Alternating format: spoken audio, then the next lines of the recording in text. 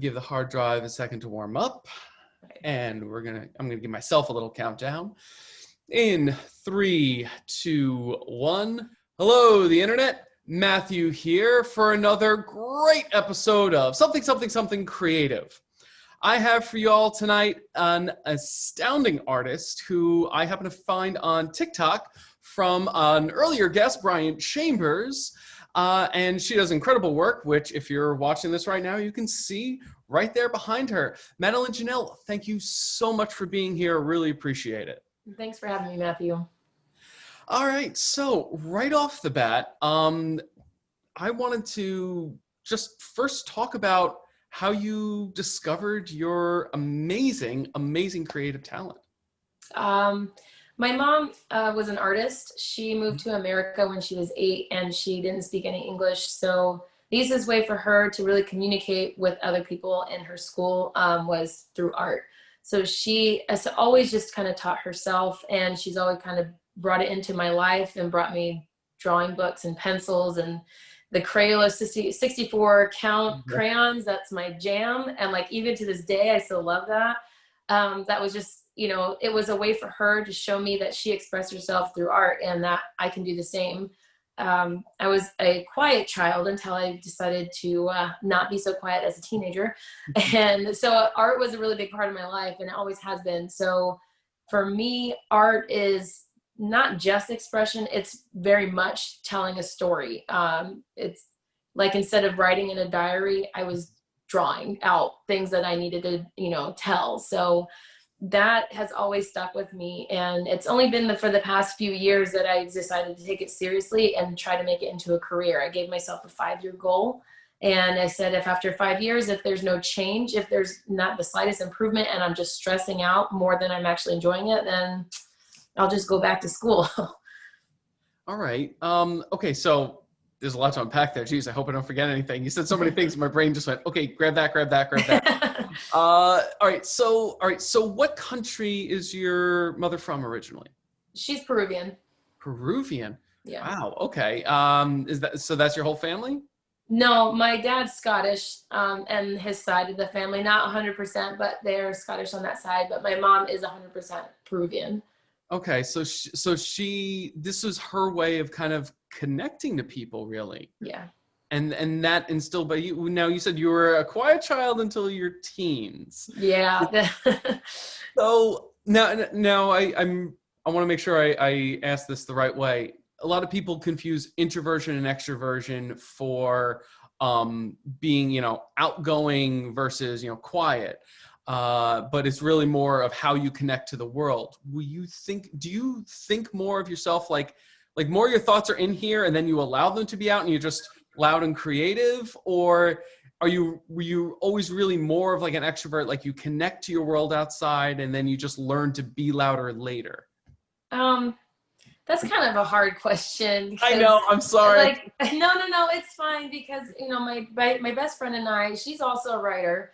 But her and I, and during our 20s, spent a lot of time talking back and forth about personalities, and being an introvert and extrovert came up a lot in doing the Myers-Briggs personality test. And she does too sometimes. Like, we kind of fall in that category where people like to say we're both. But it just really depends on the situation. For me, growing up, I didn't mind being around people. I just didn't find them interesting. And like, when I was a teenager, I didn't like school, and I wasn't very keen on being forced into social situations, but I didn't mind social situations. So I really kept to myself a lot, except when I decided not to. And there was me being loud as a teenager and getting in trouble for that. So now I like working a lot at home and in my studio, but I have 7 kids. So I'm always talking when I don't want to be. And I go to Comic-Cons and I love it. So I walk that line of being an introvert when I have to get my work done and I have my laser-like focus, and then an extrovert when I need to be. All right, that's okay. So, what do they call ambivert? If you Yeah, gotta whatever slap a label on it. the mesh term is. Yeah, The yeah. people that like to just pick and choose where they're comfortable at, I guess.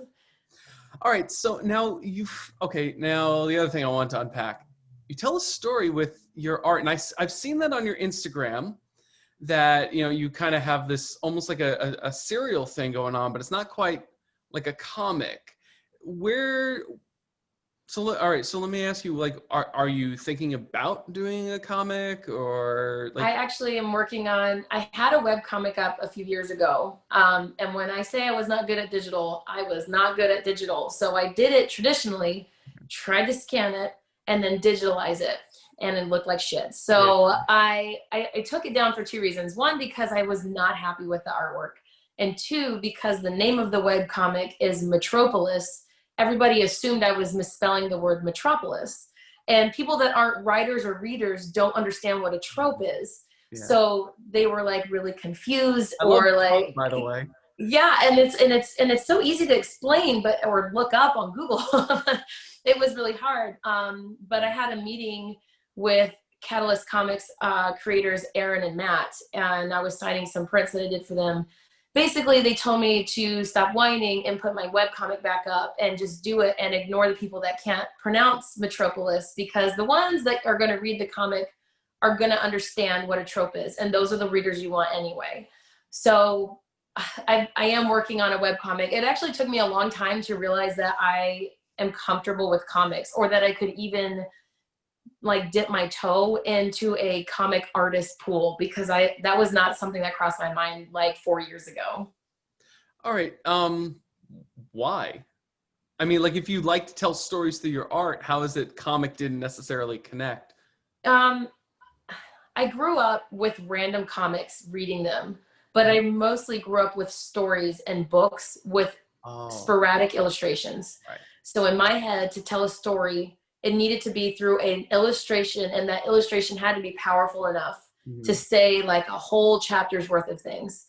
So I was always good at creating art that looked like book covers or beginnings of chapters. Yeah. And then I watched a documentary called 24 Hour Comic. It's on Amazon Prime. It's totally free to watch if you have Prime, by the way. Okay. I was blown away by the fact that there were it was like 8 creators, I believe, taking on a challenge of creating a 24-page comic book in 24 hours, which is a national thing, by the way. And it happens once every year. And I just, in my head, everything just started like falling into place and clicking. It was like you finally got good at Tetris and everything's just like, and that's how I felt. And then I started exploring a more illustrated and comic book style. And it literally just flowed out of my hand. It didn't feel like it was a struggle anymore to find my style. So it really is like, that's something I touch up in my art book, actually, because my old work was very semi-realistic, lots of charcoal, pastel, color pencils, trying to work on making it look real. And it was a dramatic 180 into this ink line art and just like these little eyes. It was really funny.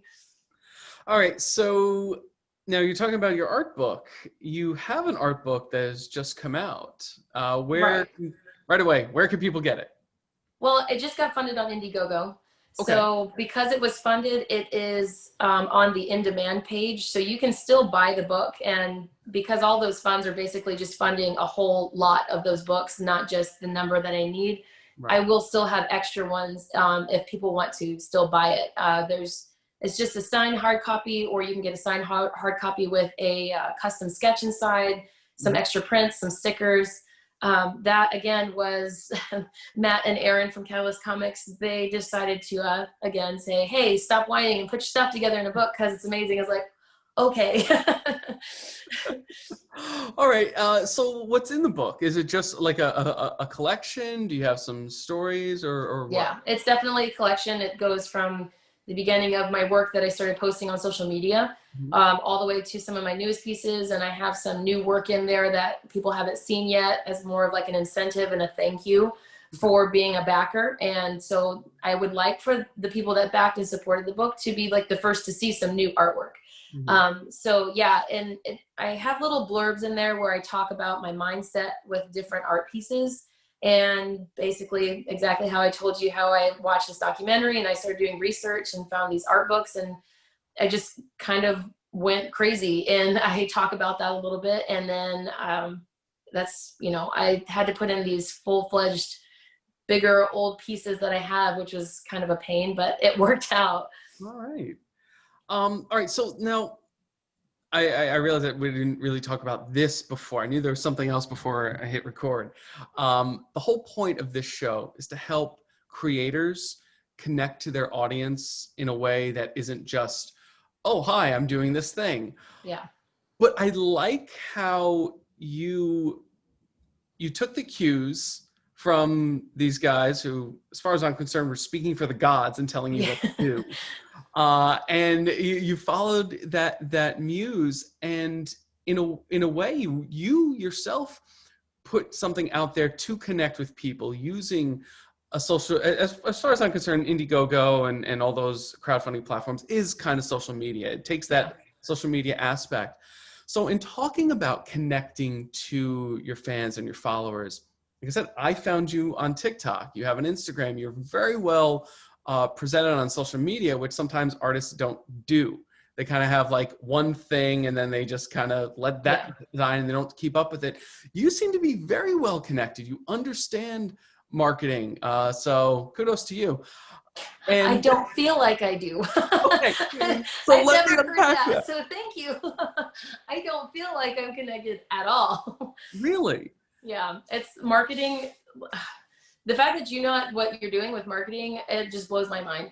I researched till I was blue in the face, literally fell asleep on the keyboard one night because I could not take another drop of information. And it's still just like, it's almost like I have all this information and then here's the wall and it's starting to trickle over, but I'm waiting for me to connect and the wall to break down. But people that are like my husband, he can network with people. He's like, oh, you need this? I got you. And like, it can spit off 25 different people. Me, I'm like, I'll draw you a picture. Like, you know, I feel like that's really encouraging. Making TikTok videos is just really fun. It's just a fun outlet for me, but Instagram, trying to pull people on my Instagram is just, it's such a stretch. It feels like. Well, Instagram has become a much bigger market. And over the last few years, because this is not the first brand that I've tried to put out there, and I've noticed things change, the algorithms change, the way they run things change. But the one thing that doesn't change is that as long as you're doing what you're impassioned about, it doesn't matter what the likes and what the stats are. You know, it'll always gain traction. It'll always go. Because you'll always be putting positive things out there. And that's one of the things that made me say, okay, I got to get this girl on. I got to talk to you because you put out such good damn vibes. I love it. Oh, that's not even a question. That's just straight up compliment. So let me ask you then, pretend like this is an actual interview show. What do you do to keep those vibes going? Is that just you, or do you like have to keep yourself in a mindset and your art just kind of feeds it? Like, how does it work for you to be that bright? Actually, I just text my dad this morning telling him thank you for raising me with a warrior type of spirit, because he was a Marine. Well, Marine. Once you're a Marine, you're always a Marine. I know. Just not active duty Marine. Yeah. So, you know, he's always had that mindset. And now as he's gotten older, he has gotten more in touch with God, and he's just, you know, more spiritual now. But he still maintains this warrior mentality with whatever he does. And I have, full disclosure, I have had anger issues, and I've actually gone to counseling and all this other stuff for years and studies. So I've had to learn how to work through that kind of energy when it was misdirected and turn it into something else. Mm-hmm. So now whenever I kind of feel like anything that's going to come up that way, I have to turn it into, how can I target this the right way? And sometimes that means that I target it to staying up till 4 a.m. drawing, or cleaning or working on my artwork in some way, which it's beneficial to my career, maybe not so much my mental health, but we're getting there. But it is a mental state. It is an everyday decision to say, I'm going to finish this. I'm going to get to this today. Even if it's 20 minutes, I did it. And that had to come from a lot of changing the anger and pride into productivity. So it is, I would say more, it's just like, it is a mental state and it's a daily decision to want to make this work. Yeah, I know what you mean. Yeah. It's not easy. And not like anybody that says this, oh, it gets easier, they're full of it.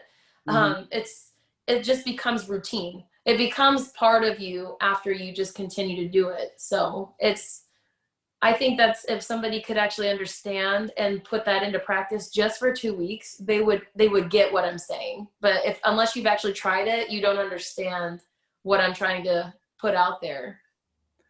Maybe that's why we seem to vibe. Like I said before we hit record, I'm sober 5 years. I've been there. Which is awesome. Thank you. But I've been there. Like you're speaking, I'm like, yeah, I know. I got you. Anger.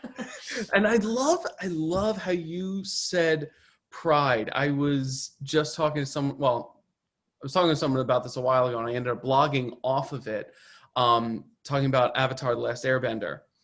And of course, Iroh, who I personally aspire to be one day when I'm old. And I like how when he was training Zuko had said, I don't have any shame. I'm more proud than ever. And he says, pride is the source of shame.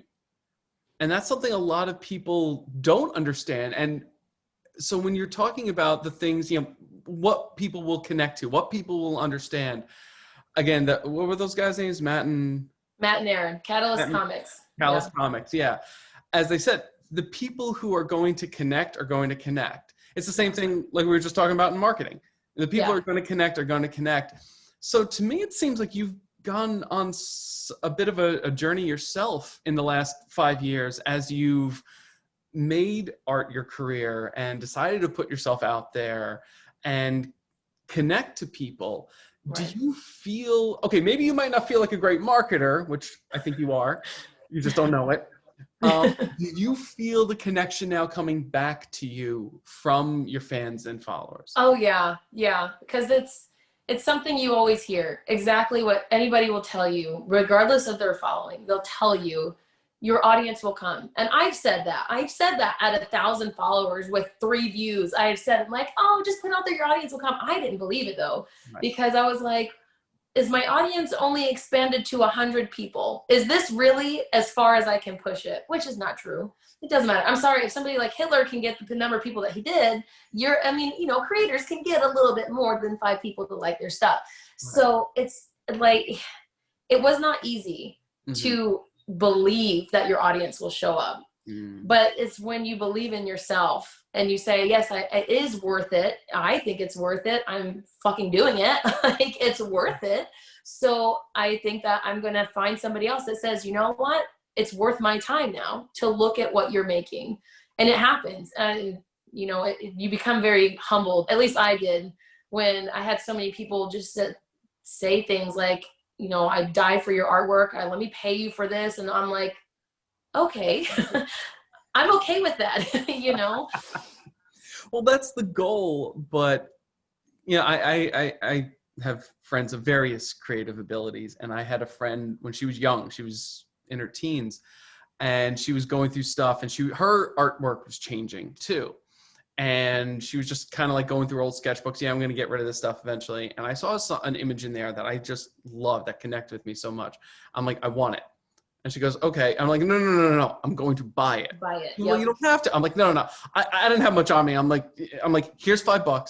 Yeah. I says, I could be your first patron. And no matter how big you get, no one can take that away from me. I was your first patron.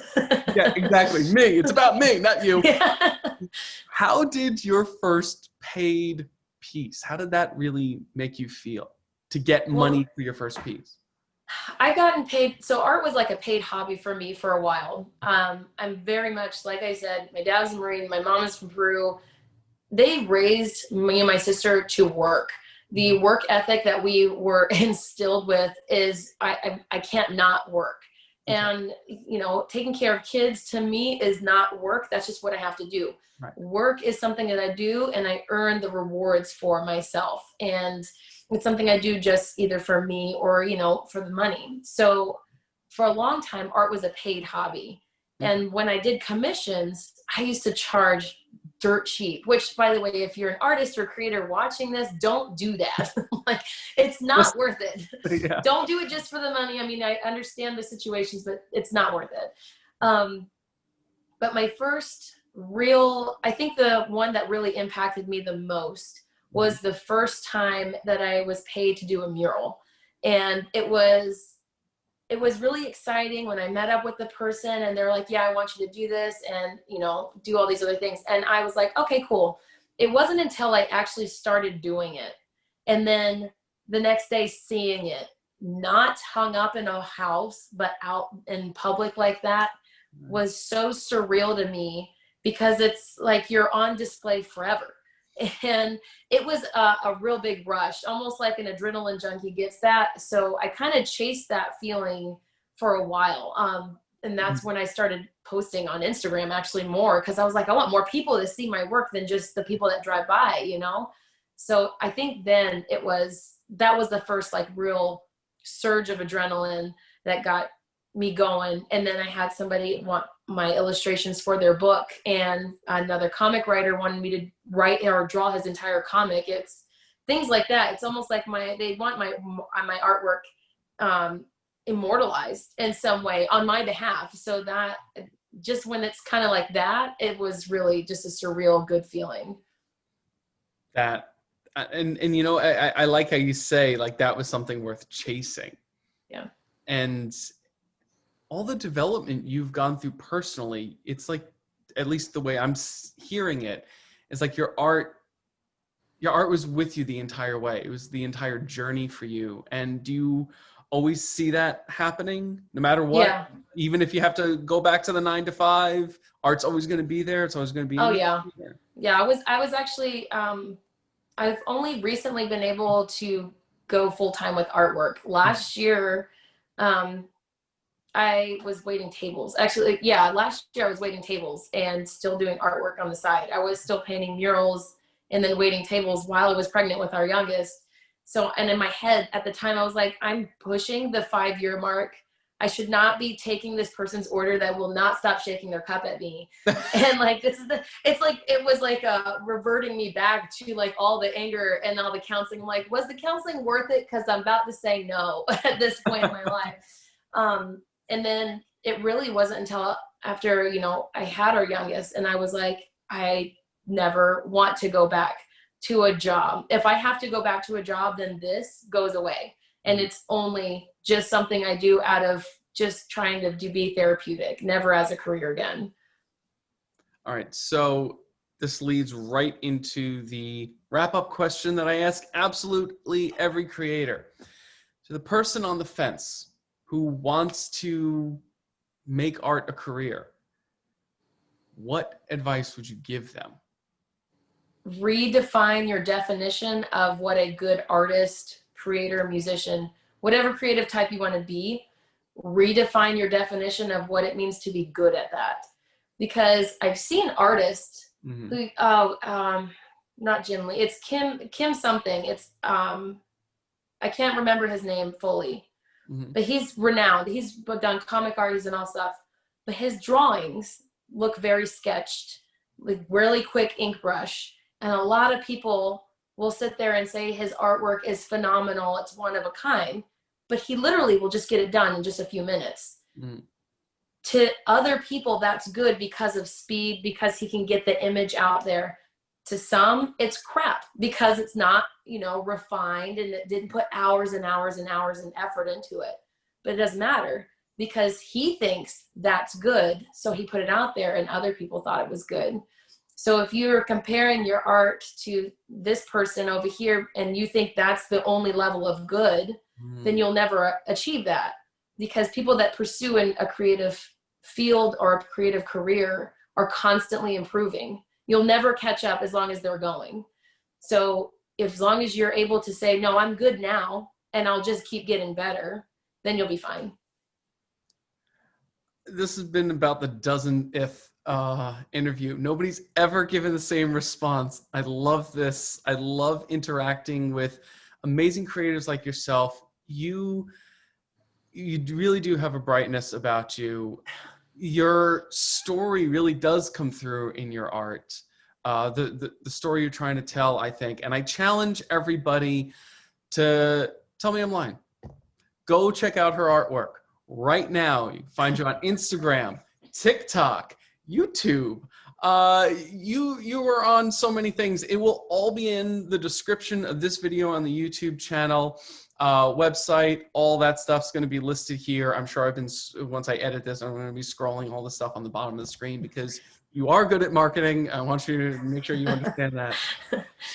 But this has been wonderful, and I think there's so much more to talk about. I'd love to have you back on at a later date and see where you're at and see what you're doing and all the other amazing things. I know you have a lot in your future that you're always going to be doing, and I really hope you keep doing it. Oh yeah, it'd be fun. This is really fun. All right, great.